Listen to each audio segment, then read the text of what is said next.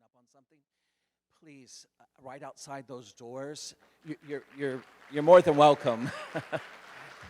I didn't expect applause on that. I wasn't trying to, create any kind of angst in the room. But really, these are moments where you get to connect with people and have conversations that you haven't had for a long time in such a dynamic way. So if you're in the middle of that, outside there's a great place for you to do that. And then in here, what we'll do is we'll just, try to keep our conversations pretty close and connected with one another. As I was saying a moment ago, you had to organize a lot of your lives out there on a Saturday morning, your homes, and just get that all in order before you traveled across traffic to get into the car park here. So I think I can say this on behalf of both Michelle and myself. We're really, really pleased that you are here. And I also think it says a lot about who you are and what you're bringing to this profession. I'm a big, big believer in the idea that, the learning that happens for students just can't exceed the quality of those that lead that learning. And so for you yourselves to think, okay, how can I come to a conference, this event today, and get some ideas that will take me forward in my work with students, I think that says a lot about who you are. So thank you so much for having me. I'm Mark Church. I've been a longtime collaborator with Harvard University's Project Zero, and we think a lot about thinking and making thinking visible and creating cultures of thinking and those kinds of things. And so the topic that we're going to have for the next 50 minutes or so is this idea of, in service of deeper thinking and understanding, how can we really think about issues of engagement? I know that Michelle and Justin and those that have worked on that 3-year plan have that as a real focus area, engagement and persistence. And so all of you would already have viewpoints and thoughts and experiences around engagement. And today we're just going to kind of bring that out, reflect with others, and perhaps put some new ideas on the table. So I'd like to get started first with a question, if we can. And the question being this: if you got to a place of success with your learners and their thinking and their understanding, what would that be like for you? What can you imagine the learners doing, asking, saying? And maybe more this question: what can you imagine yourself doing, asking, and saying? If you got to a place of success with students and their thinking and their understanding, and you're working with students of varying ages and backgrounds and experiences, so whatever your context is, if you got to that place of success, what's that going to look like for you? Could you go ahead and turn and talk to one person next to you about what comes to your mind when you think about that? If I got to a place of success, I reckon it would be this. I can imagine the students doing, asking, saying. I can imagine myself doing, asking, saying. I'll be quiet for a moment, and then when I signal, I don't want to really shout on the microphone to you. Nobody wants to be shouted at on Saturday morning. So I'll raise my hand. If you see my hand go up, if you'll just quiet your voice and also raise your hand, soon this room, I think, we'll have lots of hands up, and that will be the signal, I think, pretty quick, rather than being whistled at or yelled at or something like that. So turn and talk with your neighbor there, and when you see my hand go up, if you'll also quiet your voice and raise your hand, we'll be good.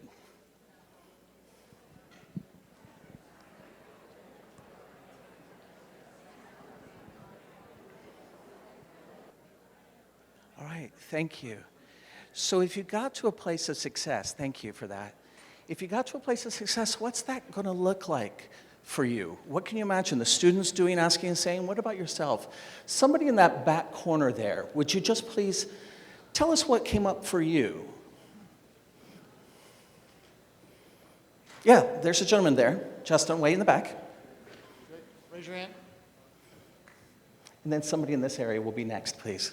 I would go outside of the classroom to bring more technology to help our students. I will think about ideas that I can strengthen more knowledge to the students, and yes, I will think outside the box. And why is that important to you? Why taking them outside? Why would that matter for you? Because they have reached to that point, but that's not enough. I want them to go farther than that. Yeah, it sounds to me like something that's important to you is like the learning we do in here matters out there. What's going on out there could matter in here, so that sounds like some relevance. How about someone else? If you got to a place of success with students and their learning, what would that look like for you? Someone over in this area. Yeah, please. Here's the microphone. Hello. Our group discussed that practicing and being comfortable going out and practicing. We're talking about ESL, so just to frame that, to go out and practice. I know we have co-ops kind of things that are going on. I'm still learning some of that, but just being able to be comfortable without fear to go in and engage with somebody. The example was a grocery store, to go ask for help, possible sentence frames to make it a little easier, but just getting that practice and familiarity with going out and speaking with others and practicing. Yeah. So it sounds like creating some real opportunities for them to take their learning and move with it somewhere. But it also sounded like there was a bit of risk-taking in there, too. Like, let's give it a try, even if it's not perfect, because we can learn from that. Did I hear you right? Yes. Yeah. Okay, great. How about one other person? Okay, right there. There's a mic coming your way, and that helps everybody to hear. Excuse me, ladies. The student would say, I got my certification, I went to an interview, and I got a job.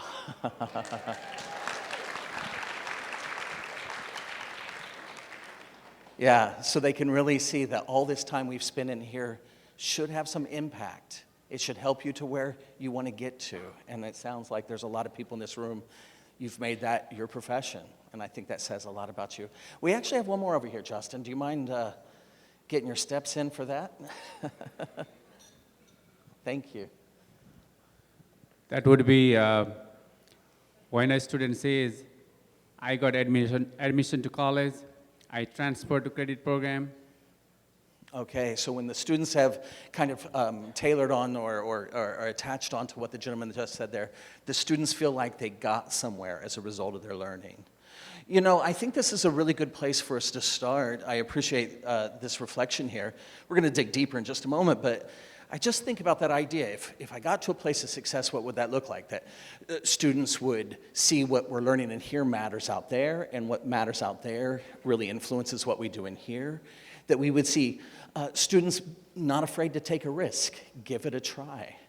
Not just be passive recipients of somebody else's knowledge, but kind of put that knowledge into action with their practice and their trying. That students would see some relevance to to get them where they're going. And I think with any of these things, these dreams are always a good place to start, because there comes a question for us in the profession then is, where do we locate ourselves in making that happen? You know, there's so much about the students' lives, the learners' lives, that I don't have my hand on. But while they're with me, where do I locate myself in creating the conditions whereby students feel like they can access this learning, that students can wrap their mind around some new ideas and use technology to help them solve problems? Where will students get the sense that their curiosity or their risk-taking matters, you know? So these are the kinds of things that I spend my time thinking about. I was a teacher for a number of years, and I was in kindergarten through year 12 settings. Maybe some of you were as well.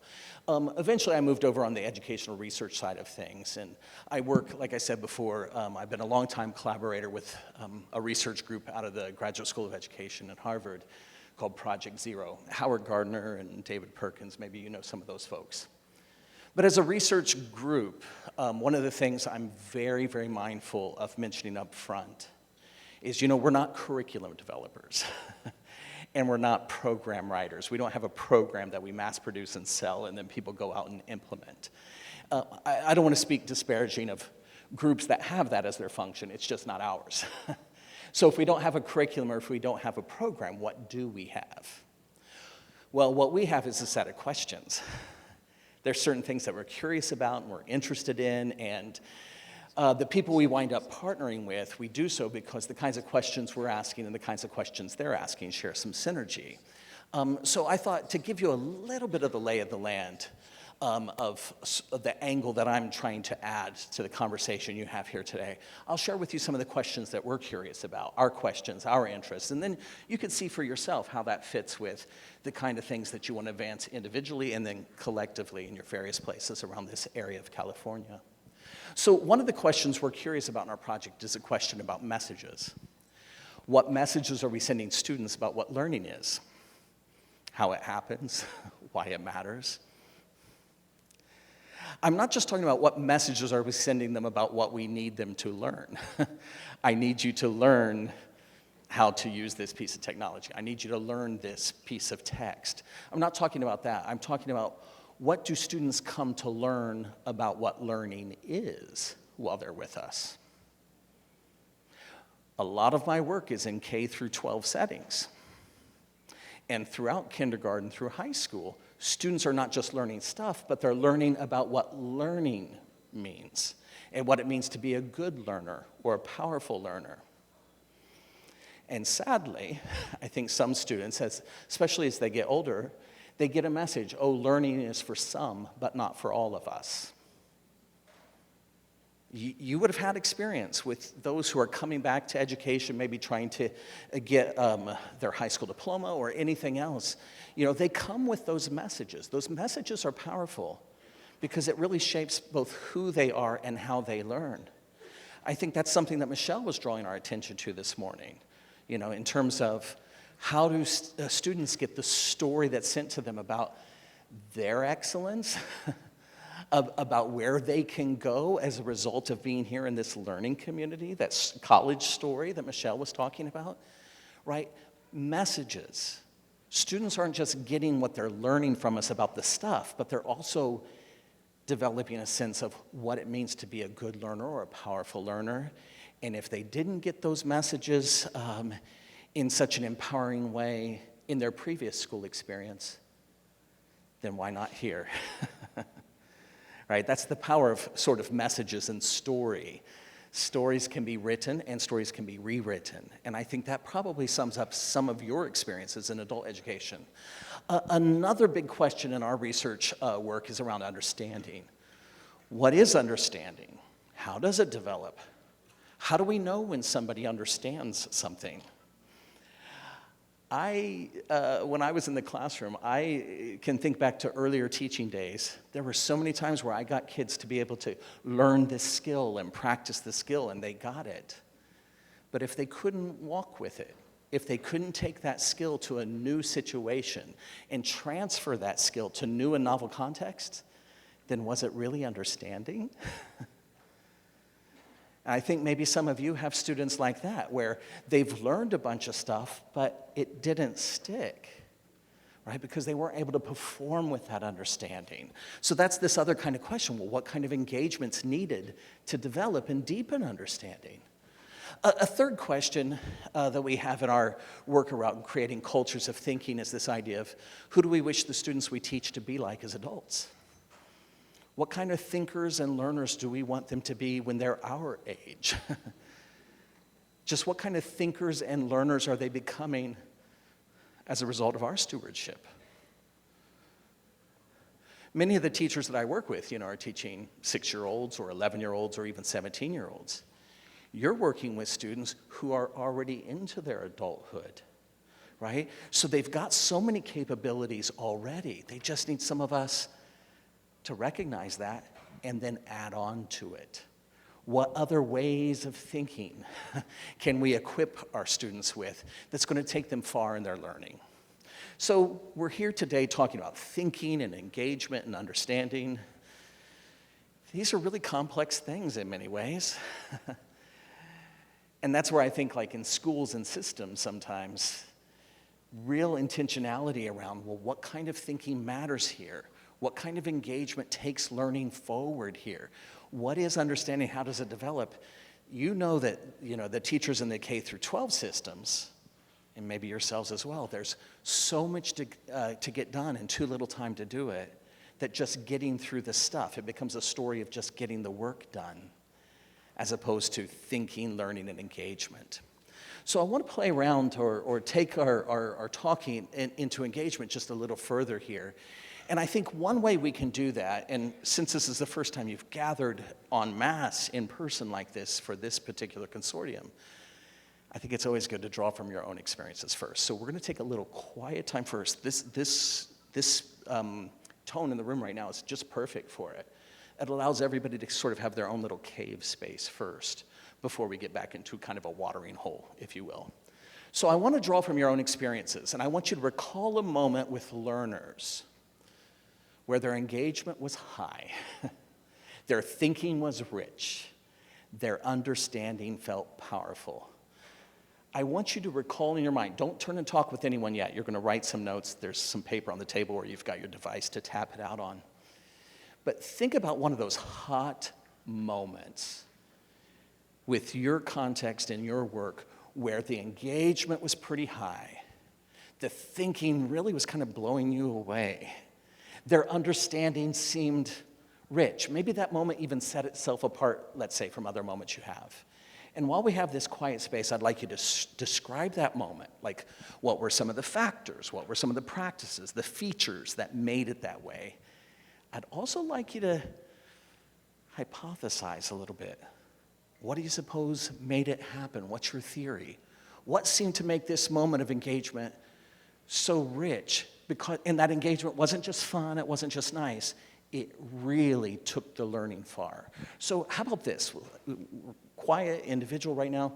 I'll put that time on the clock so that you can just have a cave space to write for about 2.5 minutes there. I'll be quiet, I'll go off the mic.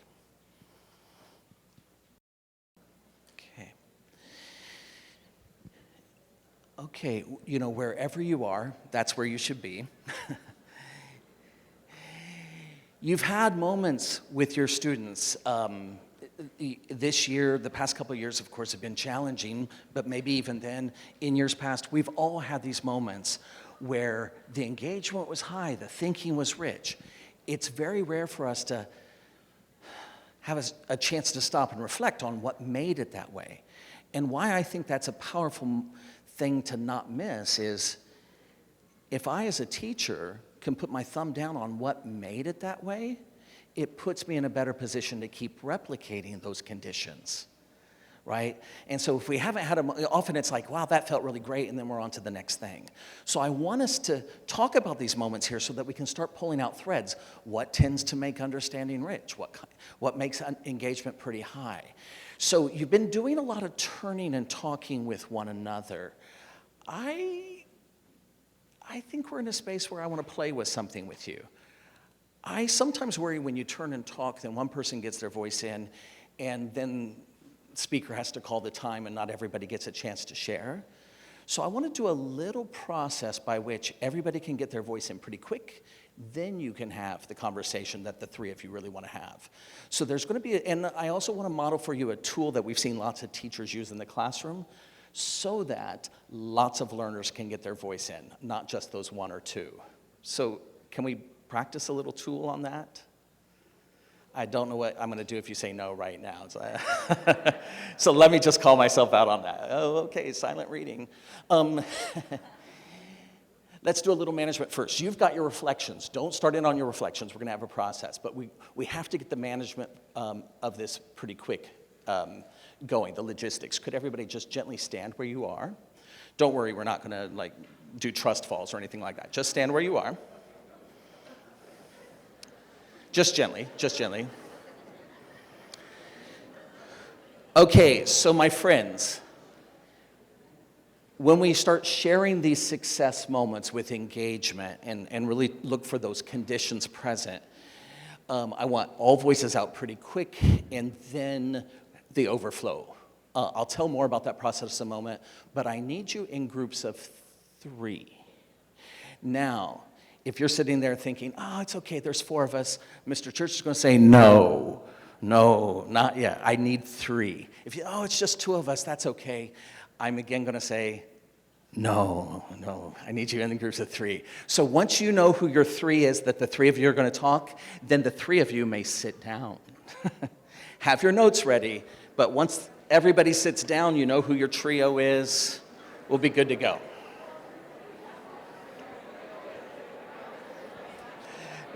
Don't share yet, just find your 3.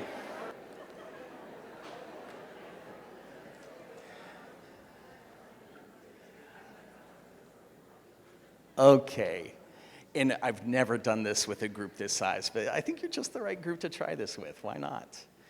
Here's the thing. You've got your group of 3. One of you will be person 1, one of you will be person 2, one of you will be person 3. And the process is going to go like this. And my goal, let me just talk about my intention, my goal. When I think about students and their engagement, I know the longer that learners stay passive, that's the role they start taking on. And I don't want that. I want lots of voices in my room all the time. But then there, as you saw today, we're also excited. There can be such a cacophony of voices that it's hard to really hear anything. So this is going to be a little sharp up front and a little, yeah, maybe a little regimented up front, and then I promise you it gets a little more open. Here's the process we're going to make use of. We're reflecting on these engaging experiences that you had, and really trying to focus on, so what made it that way? So when I call time, person one is going to share their reflection for 60 seconds. You've already written notes there. So here's a moment I had, and here's my theory. Here's why I think this moment was so engaging. You've got 60 seconds to do that. And then the other, what's it say up there? Reflection for 60 seconds, uninterrupted. Oh, uninterrupted. That one's challenging because that's not normally how we talk with one another. So the other two people, don't jump in and take the conversation from that person, even if you do that with good intentions. Don't look off into outer space either. That's kind of weird. So, so what harm is it to give somebody 60 seconds of your time to really listen to what she or he or they are saying, right? Now, at the end of the 60 seconds, I'm going to get on this microphone, and I am going to do that close voice again, and I'm going to say, and please stop. And right at that moment, I want this room to fall just as silent as it is right now. And what we will do is we'll just take 30 seconds to pause, to reflect, to reset. Really hear what that last person just said. Now that person, you're going to be mid-sentence. Just stop. If you need to pick the sentence up later, there's going to be a place for it. But if we can go quiet, it's an interesting thing to practice en masse, a group going quiet for 30 seconds. And then at the end of that 30 seconds, I'll invite person two to get their voice in the mix. You share the engaging moment you happened and your theory, what made it that way. You can build on if it makes sense, but you can also just take it the pathway that you want to take it. It's really your 60 seconds uninterrupted. At the end of that, I will call and please stop. We'll take another 30 seconds. Just stop. It's going to be so hard to do that, but if you can just honor that 30 seconds of reflect, really process what you just heard, then we'll get person three to get your voice in the mix. You've got your 60 seconds. Build on if it makes sense, or lay another log on the fire. It's your prerogative. But then I will call you to stop. We'll pause. That will go relatively quick. But once all three of you get your voices out, then you'll know what kind of open conversation you want to have. Where did you hear some themes? Where do you hear some commonalities? What tends to make these moments of engagement so powerful? Shall we give it a try? You decide who's person one, person two, and person three. Do that right now. Please.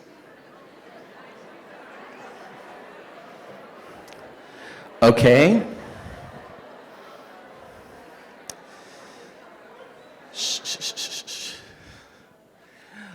If you've never done this process, let's just acknowledge it might feel a little clunky up first, but let's just go with it and see what it does for us as learners. Oh, person one, if you've never done this, 60 seconds, it's hard to judge that. So you might want to talk 90 miles an hour. You don't need to. If you still have more to say, overflow's coming. You could always bring it up in the open conversation. So don't feel like you have to talk 90 miles an hour. Who's my person one at each group? Who's my person one? I'm going to start time, and then we will take the pause break. I'll say, and please stop. So person one, please share your reflection now.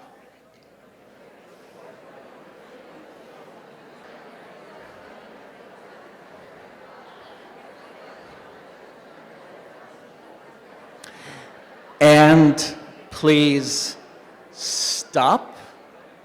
Shh. Let's take 30 seconds. You can see the timer there. Just stop.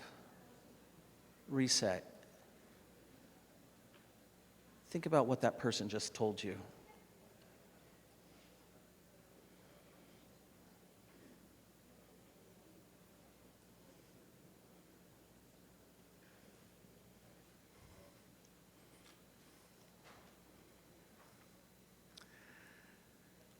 All right, person two, it's time for you to get your voice in the mix. Here's your 60 seconds.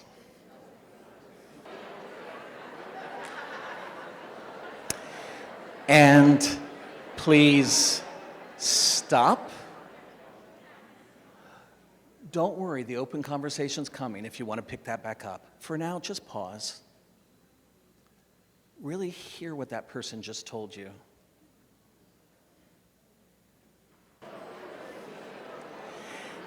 And please stop. You know what? Just take 30 seconds to reset.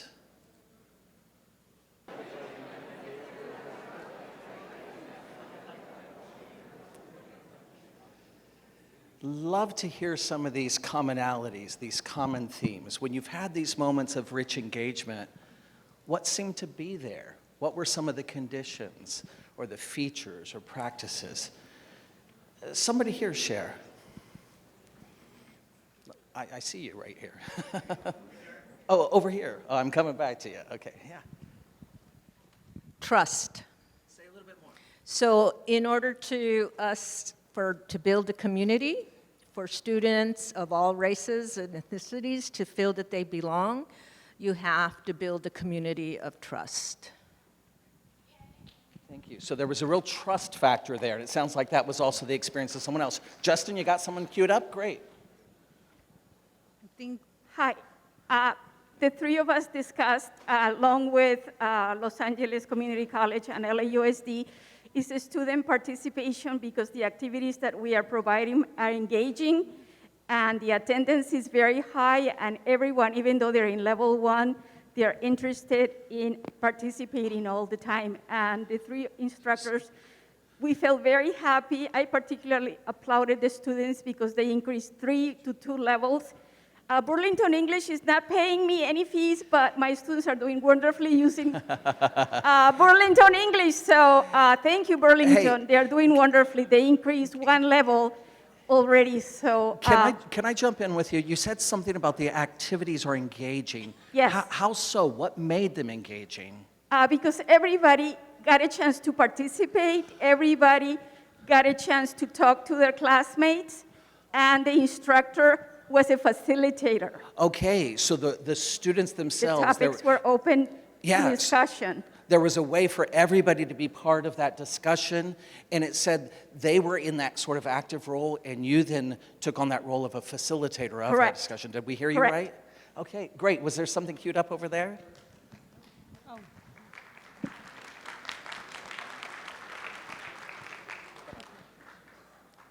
After hearing everybody express what would like their engaging experiences, we all identified that we allowed our students to be vulnerable to ask those questions and admit like, hey, I don't understand this. And taking the time to really address that as a class and engage them in the process of understanding certain things. Okay, so students felt safe that they could engage, they could bring up the things, their questions had a place of welcome, if I heard you right? Yes. That they felt free, like they could ask those questions and they'd be taken seriously? Did I hear you right? Thank you. And how about here? One of the supports that we, for students was having routine and repetition, reminding that it increased retention. And again, to that other point, which was having a sense of trust, that the student knows that they can have, fail and failing forward and learning from those experiences. Yeah, I thank you for that, and I think that I see a lot of people shaking their head in agreement with that. And it does make me think, if my students have always experienced school, that mistakes should be something I should be afraid of, then in our care, we can learn from these mistakes. Like that's in fact what happens. It's very normal. It's not that we can just do that. It's normal to do that if we feel safe to do that, like that friend said. Was there one more comment over here, please? Yeah, hi. We discussed here that we need to build a sense of community. We have a place that is sacred, that is respectful. And before putting them into groups, we usually talk about the topic, and we ask the students, what do you know? please share with each other. And when it's something that interests them, then they will share, and they are very excited to share and to connect it to prior knowledge. So they have to be a connection. You cannot just give them random information. Yeah. Thank you. Thank you. So I know that, we're thinking forward, thinking this needs to happen. Of course, the invite is, when you had those experiences, what was there? There was a chance for students to make connections. There was a chance for them to raise their questions. There was a chance for them to feel safe to take a risk, right? When you've had those moments, it's like, okay, when those conditions are there, then what's in my locus of control as an educator to help create the conditions so that those qualities can keep happening over and over again. And I do think that relates to this idea of culture that we were invited to think about this morning. Culture is a group of people enacting a story, right? You've got all the stuff that you need to deliver to the folks that you work with, the students you work with. But that all sits within that culture that sends messages. Questions matter. Connection making matters. Using each other to build on each other's ideas matters. So we're going to step in a classroom here and watch a video for a moment. That font may be a little small for those of you in the back, since I just hung out there in the back. So let me just read it to you. Just as you watch this classroom example, there won't be a one-to-one connection. This lady's not in the Los Angeles area. It is a high school. But by looking into this, how does it help us think about what's causing the engagement here? So what do you see and notice? What conditions or features from your experiences where the engagement was high do you see a version of here? And then I want you to consider the role. What do you notice about the teacher's role in this? None of us are magicians, but are there some moves that, well, maybe you are. I don't know what you do in your private life. Maybe you are a magician. But as I make mention, as teachers, we're trying to do the best we can with what we got. But are there some subtle moves that we can make that can cultivate those conditions of engagement? So let's have a look. Let's have a listen. I think our video should work, so let's give it a go. Okay, there should be music playing right now. Right now. Yes. Fantástico. Señora, perdón. Annie contestó.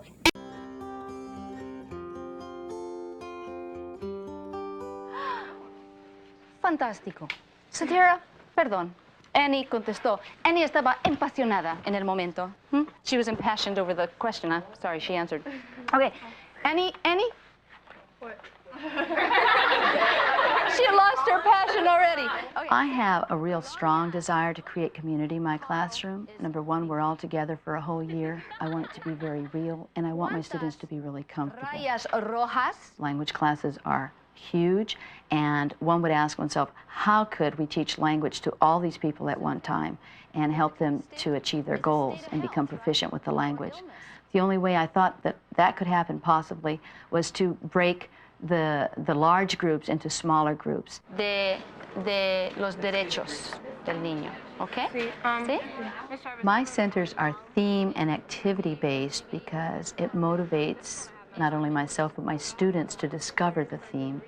In un patio or in el patio? And it's functionally based in the sense that you will develop certain language skills.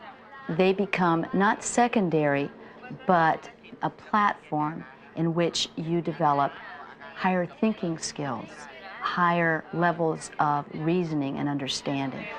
Hola, mi nombre es Shakina y soy de los Estados Unidos. Hola, mi nombre es Marina y soy de los Estados Unidos.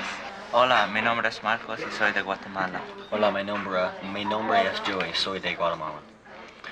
¿Qué tomas adrede?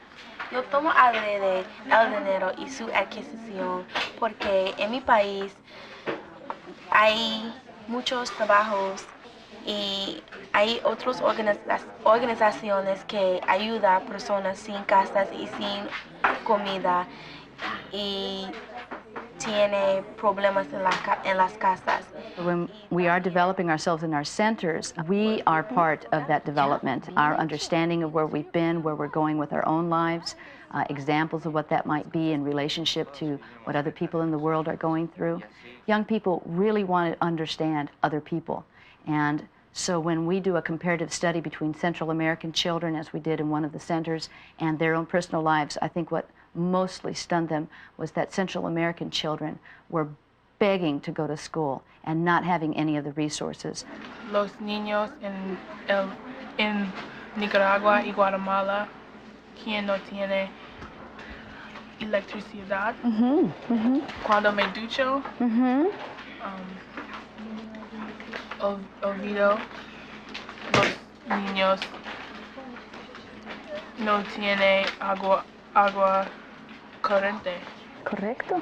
Después de miraba De mirar. el video, consigue. How would you say I appreciate? Oh, aprecio, sí. Aprecio mis cosas más. Mucho más. Mucho más. Suave tener una escuela tan bonita, ¿no? Sí, es cierto. Muy bien, señorita. Is this the same group that said they couldn't speak Spanish yesterday? You are impressing me. When it's about something you care about, I think it's easier. It comes. It really, the passion just fills you with wanting to say what you need to say. That's right. That's what's great. Whatever our students are developing, it's real life. It's real life concepts, and I think that that's very important. We emailed the president of Guatemala about civil rights concerns. Sería bonito mandar el email hoy, eh? Hey, Mr. Prez, what about this? I'm here today to solicit your cooperation and assistance to see if you can translate some documents for us that has to do with evacuation notices in the event that a hurricane comes about. Leslie Revis and her class have had a very powerful impact in this community. See? They've been able to supply Spanish translations for all of our agencies who are anxious to serve the Hispanic community. As a result of this project, I see enormous growth in these young people that Leslie's working with. They're extraordinarily proud of the work they're doing, but more importantly, I think that they're absolutely stunned to find out that they are doing something that grown-ups view as valuable. I'm going to try to get involved in booklets, translating booklets for the hospitals and for other people that need it because they're Mexicans that come to the United States. And can I get any help because they don't understand what the book's saying or the phone numbers and stuff. So that's why I want to help out. ¿Qué representan? Estado. Los estados. Oh, Lamar. Eres brillante. Estados Unidos. I judge success in my classroom by the level of happiness that I see in my students, their laughter, their joy, their passion for discovery. When they are plugged in and energized and love what they're discovering and know that they can make a difference for other people. That's all they really want. They just go and go and go and go. And it's an endless journey. It's a journey full of ideas, and it's motivated and limited only by our creativity. Oh, I've got to engage the learners. I've got to engage the learners. Sometimes, I'm not saying this is you, but I know for some folks, the first thought is, I've got to make this fun. I've got to fun this up. Right? I've got to entertain them because that's going to keep their attention. I've got to just, at the very least, make this not boring. And while having some fun and some entertainment is okay, I don't want to, downplay that. I just don't think it's sustainable. That video in particular, I did show it because Leslie herself, you saw her personality. She seems to be a very gregarious person. But beyond her very positivity and bubbly personality, was there something else at play there? And I'd like us to consider as we wrap up this session, engagement in 3 ways. I think there was not just fun and a lot of activity. I think there was real engagement with ideas. The learners weren't asked just to memorize information and take it in.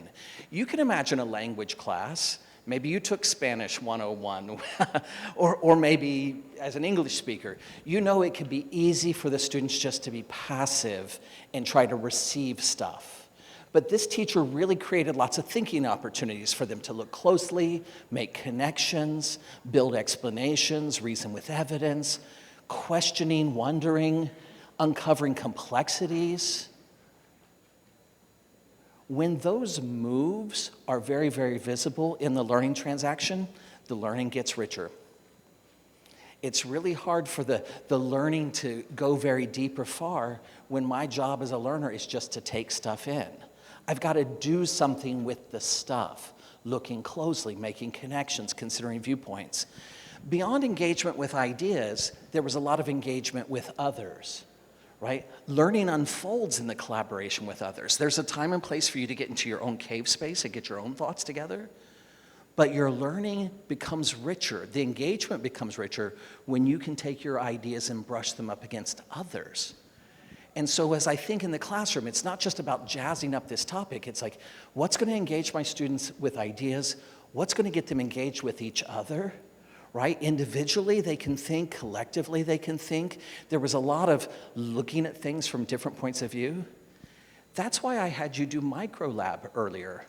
That process that we used where one person talked, one person talked, one person talked with a pause break, and then the overflow, that was so that you could hear everybody's viewpoint pretty quickly so that that overflow, if I had just said turn and talk and let the overflow happen first, you'd maybe hear one voice, maybe two. Microlab, that was the process we used. That is in that Making Thinking Visible book. That's a process that you might want to use. The last thing that I want to think about here is not only was there engagement with ideas, engagement with others, but there was engagement in taking action. You know, learning begins at the point of challenge. And I think a lot of times what we as teachers do is, oh, this is going to be challenging. I need to polish this up so the students can get it. But I think sometimes when we take off those rough edges, it actually takes the thinking opportunities away from the students. So we do it with good intentions, but then there's no reason to think. My job now is just to get this complete. They had an issue. What are we going to do to make sure everybody in our community feels safe when we have emergencies? That learning began at the point of challenge, and that then helped to make that learning accessible. I have a lot more to say about all those things, but too little time to do it for now. But what I would just like you to think about in terms of your own work, and here's where I finish, you know, looking back, looking ahead, in those high engagement moments that you've already experienced, run those three qualities there. It was probably pretty successful because the kids could engage, or the learners, I keep saying kids, I know. The learners could engage with ideas, with each other, and with taking action. And in something coming up soon, where will they have a chance to engage with ideas, engage with others, and engage with action? Friends, I'll see some of you at the small group session. I'll see some of you online later in November. And on that note, I'll turn it back over to Justin and Michelle. Thank you. Mr. Mark Church, thank you so much. Awesome, awesome stuff.